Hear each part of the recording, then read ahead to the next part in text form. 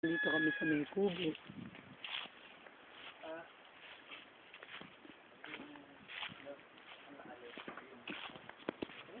Yan, yan.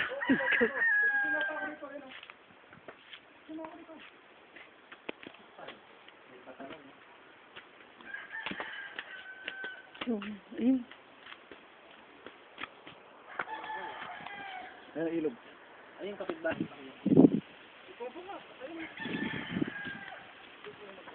Ganda, oh. Magtarim pa tayo niyan ulit. Apat. Gaano kalalim ang ilog? Lagpas tao? Ano naman? Babaw lang yan. Wala natin ng Pasko. Kapagod taon. Labrador pala tong aso mo eh. Apat ha? Kilala siya, eh. Kilala ko eh, tumitingin tayo. Ah!